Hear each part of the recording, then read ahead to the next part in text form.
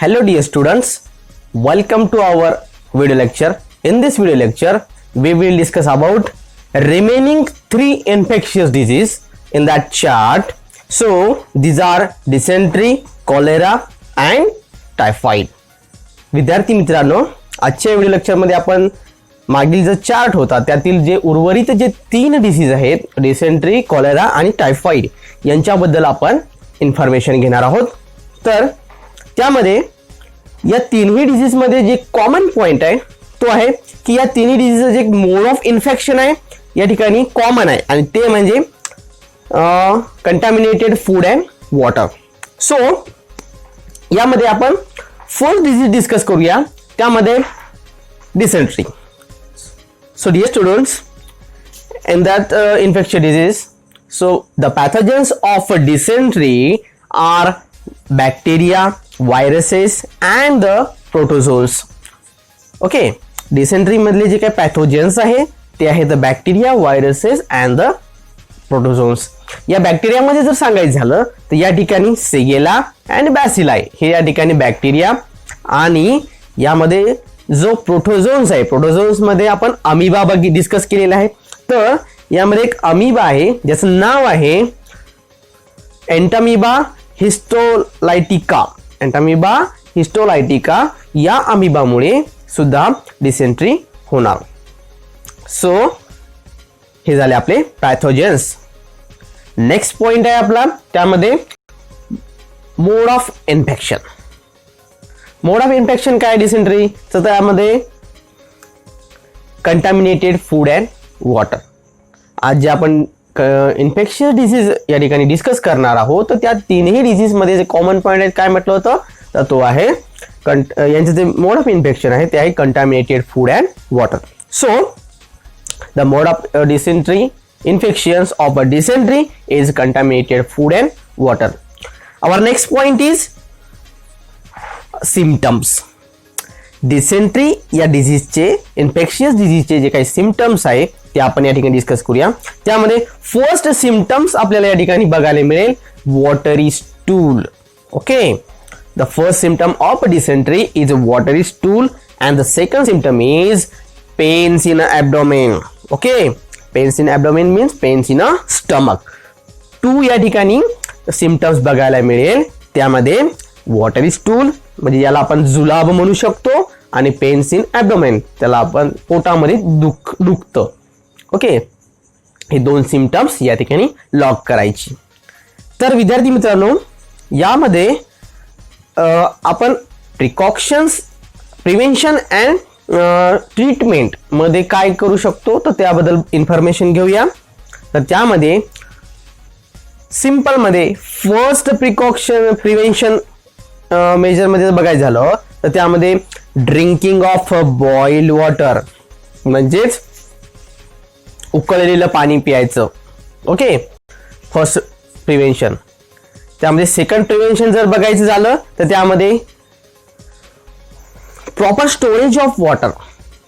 पाणी जे आहे ते चांगल्या जागी आणि स्वच्छ जागी आणि स्वच्छ भांड्यामध्ये, क्लीन वेसल्स मध्ये त्या ठिकाणी ते आपण स्टोअर करू किंवा पॉट मध्ये स्टोअर केलं पाहिजे. त्यानंतर जो थर्ड आणि मेन जो प्रिव्हेन्शन अँड ट्रीटमेंट मधला जो पॉइंट आहे तो आहे ORS कन्झम्पशन. ORS consumption.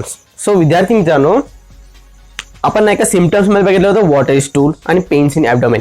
त्यामुळे होतं काय तर जो पेशंट आहे त्याच्या बॉडीमधील वॉटर लेवल ही खूप लो होऊन जातं आणि ती वॉटर लेवल मेंटेन करण्यासाठी डॉक्टर्स काय करतात तर त्या ठिकाणी आपल्याला ORS कन्झम्पशन देतात, त्यामध्ये वॉटर लेवल ही मेंटेन करण्यासाठी. ओके, मग यामध्ये आपण घरगुती उपाय म्हणून या ठिकाणी निंबू सरबत, साखर पाणी वगैरे सुद्धा घेऊ शकतो. ओके, तर डिसेंट्री मध्ये कोणकोणते पॅथोजेन्स आहेत त्यांची नावे तुम्हाला लिहिता आली पाहिजे, त्याचं मोड ऑफ इन्फेक्शन लिहिता आलं पाहिजे, डिसेंट्री या डिसीजचे जे काही सिम्पटम्स आहेत ते सुद्धा तुम्हाला सांगता आले पाहिजेत आणि याच्यावरचे जे काही प्रिव्हेन्शन अँड ट्रीटमेंट आहे हे सुद्धा तुम्हाला सांगता आले पाहिजे आणि त्याचबरोबर या पूर्ण पॉइंटला तुम्हाला लिहिता सुद्धा आलं पाहिजे. यावर तुम्हाला पेपरमध्ये प्रश्न येऊ शकतो. Okay, so dear students, our next point is cholera. विद्यार्थी मित्रांनो, आपण कॉलेरा बद्दल इन्फॉर्मेशन घेऊया. तर यामध्ये आपण टाइप ऑफ बॅक्टेरिया मध्ये नाही का एक बॅक्टेरिया डिस्कस केला होता ज्याचा शेप कॉमा टाइप होता. ओके, आणि हे जे कॉमा टाइप शेप वाले जे बॅक्टेरिया आहे तो होता व्हायब्रियो कॉलरी. सर विद्यार्थी मित्रांनो, हा जो व्हायब्रियो कॉलरी आहे बॅक्टेरिया आहे याच्यामुळेच नाही का कॉलेरा हा एक रिजनेबल बॅक्टेरिया आहे. कशासाठी? तर कॉलेरासाठी. ओके, तर त्यामध्ये नेक्स्ट पॉइंट बघूया. Mode of infection. Mode of infection of a cholera is contaminated food and water. Cholera जो डिझीज आहे तो कशा थ्रू स्प्रेड होणार? Contaminated food and water. दूषित अन्न आणि पाणी यांच्या मार्फत यांचा प्रसार होणार. ओके, त्यामध्ये जो नेक्स्ट पॉइंट बघूया आपण, सिम्पटम्स. जो कॉलेरा पेशंट आहे यांच्यामध्ये आपल्याला कोणकोणत्या प्रकारचे सिम्पटम्स बघायला मिळतात? तर त्या सिम्पटम मध्ये आपण फर्स्ट जो सिम्पटम्स आहे तो आहे ओमेटिंग. कॉलेरा पेशंटला ओमेटिंग होणार, सततच्या उलट्या होत राहणार. ओके, सेकंड सिम्पटम्स त्यामध्ये सेवर डायरिया. सेवर डायरिया या ठिकाणी ते आपल्याला बघायला मिळेल. अँड थर्ड, ओके, ओमेटिंग आणि सेवर डायरिया यामुळे काय होणार? त्या पेशंटमध्ये खूप विकनेस होणार आणि खूप विकनेस झाल्यामुळे त्यांच्या हातापायाला गोळे येतात. तर त्यामध्ये आपण थर्ड जो आहे सिम्पटम्स त्यांच्यामध्ये काय बघायला मिळेल? Cramps in legs. Cramps in leg. तर त्यांच्या हातापायामध्ये गोळे येणार. Okay, so dear students, our next point is the prevention and treatment of cholera. Cholera बद्दलची जी काही ट्रीटमेंट आणि त्याच्यावरचं जे प्रिव्हेन्शन आहे हे आपण डिस्कस करूया. तर त्यामध्ये आपण बघू शकतो फर्स्ट पॉइंट आहे तो आहे following hygienic practices.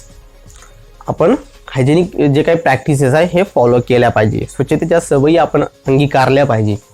Hygienic practices आपण सध्या कोरोना पॅन्डेमिकमध्ये जर बघायचं झालं तर खूप साऱ्या हायजेनिक प्रॅक्टिसेस आता लोक फॉलो करत आहेत आणि त्याचा निश्चितच लोकांना फायदा होणार. आणि यामधला जो सेकंड पॉइंट बघायचं झालं तो आहे अवॉइडिंग ओपन प्लेस फूड. उघड्यावरचं अन्न खाणं आपण टाळलं पाहिजे. जे काही जंक फूड वगैरे आहे, उघड्यावरचं जे काही अन्न आहे ते सध्या स्थितीमध्ये किंवा नेहमीच करतात, आपण ते खाणं टाळलं पाहिजे. ओके, नेक्स्ट थर्ड जो पॉइंट आहे प्रिकॉशन अँड ट्रीटमेंट मधला ड्रिंकिंग बॉइल्ड वॉटर. जे काही उकळलेलं जे पाणी आहे ते पिणं कधीही चांगलं. आणि जो लास्ट आहे वॅक्सिनेशन अगेन्स्ट कॉलेरा. कॉलेराच्या विरोधात आपण त्याला वॅक्सिनेशन केलं पाहिजे. आणि कॉलेराच्या अगेन्स्ट जे वॅक्सिनेशन केलं जातं त्या वॅक्सिनेशनला म्हणतात हाफकिन्स वॅक्सिन. ओके, हा पॉइंट इम्पॉर्टंट आहे, जनरल नॉलेज पॉइंट आहे, तो तुम्हाला माहित असायला पाहिजे. आपल्या बुकमध्ये दिलेला नाही पण हा जनरल पॉइंट आहे आणि महत्वाचा आहे. कॉलेराच्या अगेन्स्ट जी वॅक्सिनेशन केले जातं त्याला म्हणायचं हाफकिन्स वॅक्सिन. ओके, लॉक कर द्यायचे. आपण थर्ड पॉइंट या ठिकाणी डिस्कस करूया थर्ड डिसीज बद्दल. त्याचं नाव आहे टायफॉइड. सो विद्यार्थी मित्रांनो, आपण टायफॉइड बद्दल इन्फॉर्मेशन घेऊया. आणि टायफॉइडला मराठी तो एक मध्ये म्हणतात विषम ज्वर. तो एक प्रकारचा फीवर आहे. Okay, and the pathogens of typhoid is salmonella typhi. salmonella typhi या बॅक्टेरिया थ्रू नाही का हा स्प्रेड होतो. ओके, आणि त्याचं पॅथोजन आहे म्हणजे रिजनेबल जो बॅक्टेरिया आहे टायफॉइड साठी तो आहे सॅल्मोनेला टायफी. हा पॉइंट लॉक करायचा. Okay, same the mode of infection of a typhoid is contaminated food and contaminated water. Okay, म्हणजे दूषित पाणी आणि अन्नापासून हा टायफॉइड जो डिसीज आहे तो स्प्रेड होणार. ओके, आता या टायफॉइड पेशंट मध्ये आपल्याला कोणकोणते सिम्पटम्स बघायला मिळतात? तर लक्षणं कोणकोणती आहे टायफॉइड पेशंटची? तर त्यामध्ये फर्स्ट आहे ॲनॉरेक्सिया. आपण हा पॉइंट डिस्कस केला. ॲनॉरेक्सिया मीन्स त्या व्यक्तीला भूक मंदावते. ओके, ॲनॉरेक्सिया हा त्याचा फर्स्ट सिम्पटम आहे. त्यानंतरचा जो आहे हेडॅक. तर विद्यार्थी मित्रांनो, जे टायफॉइड पेशंट आहे त्यांच्यामध्ये डोकेदुखी हा सुद्धा सिम्पटम्स आपल्याला त्यामध्ये बघायला मिळणार. अँड थेट नेक्स्ट पॉईंटमध्ये आपल्या काही नाही, अजून एक सिम्पटम आहे, तो आहे rashes on abdomen or stomach. Rashes येतात स्टमकवर. आणि डिसेंट्री हा सुद्धा एक सिम्पटम आपल्याला टायफॉइड पेशंटमध्ये बघायला मिळणार. आणि नेक्स्ट पॉईंटमध्ये fever up to 104 degree Fahrenheit. हा पॉईंट IMP पॉईंट नोट करायचा. टायफॉइड पेशंटमध्ये आपल्याला जो फीवर बघायला मिळतो तो आहे up to 104 degree Fahrenheit, not Celsius. Dear students, our next point is prevention and treatment against typhoid. टायफॉइडच्या अगेन्स्ट आपल्याला जे काही प्रिव्हेन्शन आणि ट्रीटमेंट्स आहेत ते आपण डिस्कस करूया. त्यामध्ये फर्स्ट पॉइंट आहे ड्रिंकिंग क्लीन वॉटर. आपण स्वच्छ आणि शुद्ध पाणी या ठिकाणी प्यायला पाहिजे. ओके. आणि नेक्स्ट पॉइंट आहे त्यामध्ये vaccination. Okay. Typhoid against vaccination आपण करायला पाहिजे. आणि त्या वॅक्सिनेशनमध्ये आपण 2 वॅक्सिन बघूया. त्यामध्ये त्या टायफॉइड अगेन्स्ट जे वॅक्सिन दिल्या जातात त्याला म्हणतात TAB टॅब. ओके. याचा फुल फॉर्म म्हणू शकतो आपण टायफॉइड A, टायफॉइड B या वॅक्सिन आपण टायफॉइड अगेन्स्ट देऊ शकतो. आणि लास्ट जे प्रिकॉशन किंवा ट्रीटमेंट, प्रिव्हेन्शन और ट्रीटमेंटमध्ये आपण बघू शकतो proper disposal of sewage. Okay. हा पॉइंट लॉक करायचा.